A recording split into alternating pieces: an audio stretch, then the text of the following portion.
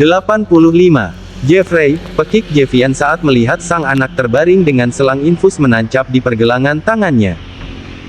Meskipun di tubuh Jeffrey tidak ditemukan luka apapun, tapi karena kondisi fisik Jeffrey yang tidak baik-baik saja membuatnya membutuhkan cairan infus untuk menstabilkan kondisi tubuhnya. Daddy, pekik Jeffrey dengan mata berbinar saat melihat kedatangan sang ayah. Jevian pun segera beranjak dan memeluk tubuh sang putra dengan penuh cinta dan kasih sayang. Luke menatap adegan ayah dan anak itu dengan penuh haru. Ia pun sudah memiliki anak dan istri. Ia pun pasti akan melakukan hal serupa bila ini terjadi pada sang anak. "Kamu tidak apa-apa kan, boy? Tidak ada luka?" tanya Jevian khawatir. "Tidak ada, Daddy. Jeff baik-baik saja, tidak perlu khawatir," ujar Jeffrey mencoba menenangkan sang ayah. "Syukurlah. Kau tahu, Daddy benar-benar mencemaskanmu tadi. Daddy sampai mencarimu kemana-mana, tapi tidak menemukanmu. Daddy khawatir terjadi sesuatu yang buruk. Tapi syukurlah, kau tidak apa-apa," ujar Jevian mengungkapkan kelegaannya. Lalu Jevian menoleh ke arah Luke yang berdiri tak jauh dari posisinya. Jevian beranjak dan memperkenalkan dirinya yang disambut Luke dengan ramah. Luke mengungkapkan permohonan maafnya karena hampir saja menabrak Jeffrey. Namun Jevian tidak mempermasalahkan sebab ia tahu semua yang terjadi bukan murni kesalahan Luke. Namun Luke tidak mau mengungkapkan tentang sang atasan yang ada di mobilnya. Mereka bukan warga negara itu, jadi ia pikir tidak perlu mengungkapkan semuanya. Yang penting mereka bertanggung jawab dan Jeffrey tidak apa-apa. Jevian berterima kasih atas pertolongan Luke. Kalau saja Luke tidak mengerem mobilnya dengan tepat, Jevian tidak dapat membayangkan bagaimana nasib putranya saat ini. Setelah memastikan tak ada yang perlu ia lakukan lagi, Luke pun segera pamit. Namun tidak dengan Jevian. Ia justru diminta ke ruangan dokter untuk melengkapi identitas pasien. Selain itu, dokter ingin membahas mengenai kondisi fisik Jeffrey. Setelah melengkapi identitas Jeffrey, akhirnya dokter tersebut mendapatkan rekam medis Jeffrey yang memang rutin menjalani pemeriksaan kesehatan di rumah sakit itu. "Jadi putra Anda sudah mengalami kelainan jantung sejak lahir?" tanya dokter itu speechless. Jevian menghela nafasnya dan mengangguk. "Tuan, apa akhir-akhir ini Jeffrey sering mengalami sesak nafas, mudah kelelahan, atau ada hal-hal yang menurut Anda tidak biasa?" tanya dokter tersebut. Jevian memang tidak melihat secara langsung, namun Laura sudah beberapa memberitahu kalau Jeffrey beberapa kali kedapatan merasakan dadanya sesak. Walaupun tidak parah, namun apa yang dokter tanyakan itu benar terjadi. "Benar dok, beberapa kali pengasuh Jeffrey mendapati Jeffrey merasakan nyeri di dadanya, seperti merasa sesak. Ia juga kerap mudah kelelahan," ungkap Jevian. "Bahkan beberapa kali juga saya bisa mendengar detak jantungnya yang berdebar," imbuh Jevian lagi. Dokter tersebut menghela nafasnya, "Sebaiknya putra Anda segera menjalani pemeriksaan menyeluruh. Sebab gejala yang tadi Anda sebutkan mendekati gejala kebocoran jantung. Apalagi putra Anda sudah mengalami kelainan jantung sejak bayi. Pasti saat baru lahir, dokter sudah menyampaikan kekhawatirannya akan penyakit ini kan?" Jelas saja Jevian tercengang. Padahal sebisa mungkin ia menjaga Jeffrey dengan baik. Hal itu tentu saja untuk mencegah timbulnya penyakit ini. Kebocoran jantung. Penyakit yang merupakan momok mengerikan bagi Jevian. Apalagi yang harus mengalaminya adalah anak sekecil Jeffrey. Tentu saja Jevian merasa amat sangat khawatir. Jevian hanya bisa mengangguk. Ia hanya bisa berharap, kalaupun apa yang ia khawatirkan benar-benar terjadi, maka semoga saja ada jalan untuk pengobatan dan penyembuhan sang anak. Keesokan harinya, akhirnya Jeffrey menjalani serangkaian tes MRI jantung atau Magnetic Resonance Imaging jantung. Hal ini dilakukan untuk mendapatkan gambaran 2 dimensi atau 3 dimensi organ jantung. Hasil MRI sendiri akan keluar dalam jangka waktu kurang lebih 1 minggu. Setelah menjalani serangkaian tes, akhirnya Jeffrey pun tertidur lelap. Di saat Jeffrey tidur, Jevian pun meminta salah seorang perawat untuk menjaga Jeffrey selama ia pergi. Ia ingin melakukan sesuatu yang mungkin akan berdampak besar pada perusahaannya. Apalagi kalau bukan menemui If dan Tobey. Sebenarnya bisa saja ia melakukan hal ini nanti. Seharusnya ia mencari investor pengganti terlebih dahulu, tapi sungguh Jevian sudah tidak bisa menahannya lagi. Apa yang sudah dilakukan If sudah sangat keterlaluan. Bila terlambat sedikit saja, bisa jadi Jeffrey benar-benar kehilangan nyawanya. Entah apa lagi yang akan terjadi ke depannya bila ia terus-terusan bertahan pada hubungan toksik seperti ini. Ada apa kau ingin menemuiku? Tanya Tobey yang sudah duduk di sofa single di ruang kerjanya. Sebenarnya Tobey baru tiba dari luar negeri semalam, tapi karena Jevian bilang ingin mengatakan sesuatu yang penting, Tobey pun menyempatkan waktu meskipun tubuhnya sedang benar-benar kelelahan saat ini. Apa Daddy sudah menghubungi If? Tanya Jevian mengabaikan pertanyaan Tobey. Tobey melirik jam di pergelangan tangannya sambil mengangguk. Mungkin ia akan segera tiba, ujar Tobey yang semakin penasaran dengan apa yang ingin Jevian sampaikan. Tak lama kemudian, pintu ruang kerja Tobey terbuka. Dari luar, If masuk begitu saja dan langsung berhambur ke pelukan sang ayah. "Dad, apa kabarmu?"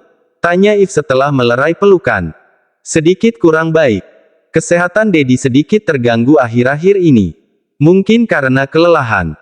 Dalam 1 minggu, Daddy harus terbang ke beberapa negara untuk melakukan sesuatu," ujar Tobey sambil mengambil cerutu dari atas meja dan membakarnya. Lalu ia menghisap cerutu itu, kemudian menghembuskan asapnya ke udara. Sungguh, Jevian merupakan orang yang tak suka dengan sesuatu yang berbau rokok. Termasuk cerutu. Meskipun ia laki-laki, tapi ia tidak menyukai rokok dan sejenisnya. Namun berbeda dengan If. Meskipun perempuan, ia bukan hanya suka mengonsumsi alkohol, tapi juga merokok. Bahkan tanpa sepengetahuan orang-orang, ia pun kerap mengkonsumsi obat terlarang. "Kalau kau bagaimana? Hubungan kalian baik-baik saja kan?" tanya Tobey. Dengan sangat santai, If mengangguk. "Hubungan kami baik-baik saja, Dad." "Hubungan kami tidak baik sama sekali, Dad," ujar mereka serempak membuat mata If terbelalak. Pun Tobey yang sudah mengerutkan keningnya. "Jevian, apa maksudmu?" tanya Tobey dengan raut wajah menuntut penjelasan. "Tidak ada," belum sempat If menyelesaikan perkataannya, Tobey sudah lebih dulu mengangkat tangannya membuat If seketika terdiam. "Jelaskan." Tobey pun meminta Jevian meneruskan penjelasannya. "Hubungan kami memang tidak pernah baik-baik saja, Dad. Oleh sebab itu, aku sudah memutuskan untuk menceraikan If dan mengakhiri pernikahan ini," ujar Jevian dengan amat sangat tegas dan lantang membuat mata Tobey dan If terbelalak. Apalagi If, ia benar-benar tidak menyangka Jevian akan mengambil langkah seperti ini. Setelah mengatakan itu, Jevian pun menjelaskan perjalanan rumah tangganya selama hampir 4 tahun ini. Dan yang menjadi puncak batas kesabaran Jevian adalah peristiwa yang menimpa anaknya kemarin. Jelas saja Tobey terkejut sehingga menatap tajam sang anak. Namun biarpun tahu anaknya salah, Tobey tetap berusaha mempertahankan Jevian menjadi menantunya. Mau ditaruh di mana mukanya bila tersebar berita kalau putri semata wayangnya diceraikan oleh suaminya. Belum lagi, ia berharap banyak pada Jevian agar bisa meneruskan kepemimpinan perusahaannya. Bila Jevian memilih bercerai, kepada siapa lagi ia bisa mempercayakan perusahaannya kelak? Tidak mungkin kan pada cucunya sebab Jeffrey saja masih sangat kecil. "Tidak. Daddy menolak kau menceraikan If. Kau tidak lupakan dengan perjanjian kita?" ancam Tobey dengan mata memicing tajam. "Tidak. Daddy menolak kau menceraikan If. Kau tidak lupakan dengan perjanjian kita?" ancam Tobey dengan mata memicing tajam. "Terserah Anda mau melakukan apa, yang pasti keputusanku sudah bulat. Aku tetap akan bercerai dengan ataupun tanpa persetujuan Anda," ucap Jevian tegas. Jevian sudah membulatkan tekadnya. Ia tahu, setelah ini ia pasti akan mengalami banyak kesulitan, tapi tak apa. Ia akan menghadapinya. Sudah cukup pengorbanannya selama ini. Pengorbanan yang tak membuahkan hasil. Bila dulu keadaan ayahnya lah yang menjadi pertimbangan sehingga ia terpaksa menerima perjodohan itu. Namun tidak lagi saat ini.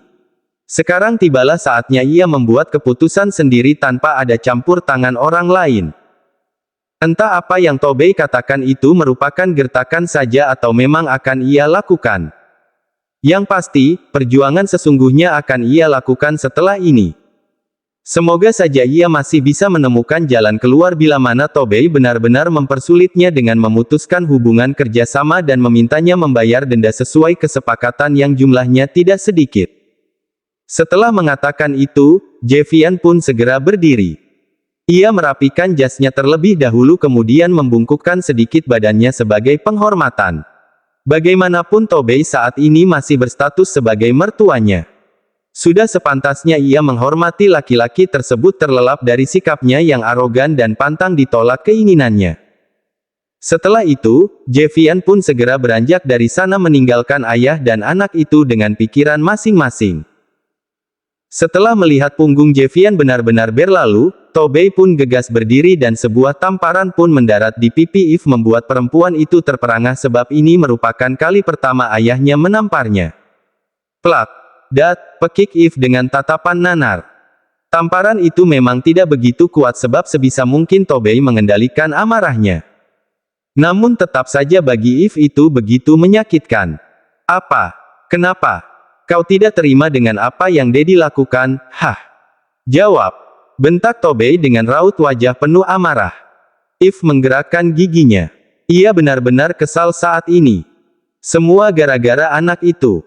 Gara-gara anak itu, Javian marah dan ingin menceraikanku. Dan karena anak penyakitan itu pula Daddy jadi menamparkanku. Dasar, brengsek. Umpat Eve dalam hati. Kau tahu, susah payah Daddy mencarikan laki-laki yang mampu bersabar akan tingkahmu. Yang mau menerimamu apa adanya meskipun ada keterpaksaan di dalamnya, seru Tobey dengan menggertakkan gigi. Dia laki-laki yang baik. Bahkan Daddy berekspektasi tinggi padanya agar bisa mengelola perusahaan kita, tapi karena kau, dia jadi ingin bercerai. Semua kacau dan itu gara-gara kau, imbuhnya lagi. Tobey meraup wajahnya kasar lalu menghempaskan tubuhnya di sofa yang didudukinya tadi. Dan tadi apa katanya, Jeffrey hampir mati tertabrak mobil karena kecerobohanmu. Sebenarnya ada di mana otakmu itu, hah? Bahkan saat bersama anakmu saja, kau masih sempat mau sampai kapan kau seperti ini, Eve? Kau tahu, kau kesayangan Daddy. Daddy tidak memiliki siapa-siapa lagi selain kau. Kau harapan Daddy satu-satunya. Sebelumnya Daddy sangat berharap kau bisa memimpin perusahaan kita, tapi karena sikapmu itu membuat harapan Daddy pupus.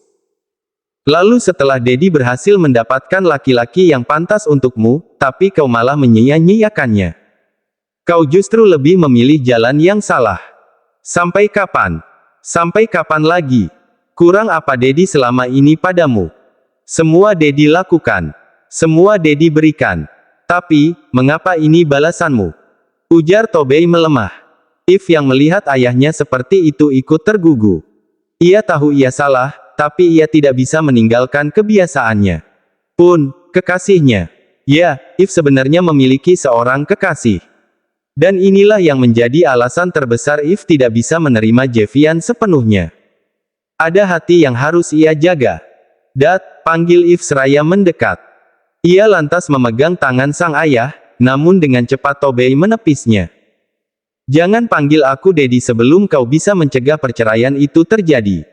Mau tidak mau, suka tidak suka, kau harus mempertahankan Javian. Apalagi ada Jeffrey di antara kalian. Kelak Jeffrey lah yang akan menjadi pewaris semua yang Daddy miliki. Bila kalian bercerai, Javian pasti akan mengambil Jeffrey. Bukan tidak mungkin ia akan menghalangi kita menemui Jeffrey. Pokoknya lakukan apa saja untuk mempertahankannya. Daddy pun akan melakukan sesuatu untuk membuatnya membatalkan rencananya bercerai denganmu, tegas Tobey membuat mata Eve terbelalak. Setelah mengucapkan itu, Tobey pun gegas beranjak dari hadapan Eve. Eve mengepalkan kedua tangannya. Ia benar-benar kesal saat ini. Sial. Tidak anak, tidak Daddy-nya, sama-sama menyebalkan, geram Eve yang sudah menggertakkan giginya. Sementara itu, Javian kini sudah kembali ke rumah sakit. Saat masuk ke ruangan Jeffrey, ia mendapati anak laki-lakinya itu sedang termenung seraya menatap langit-langit.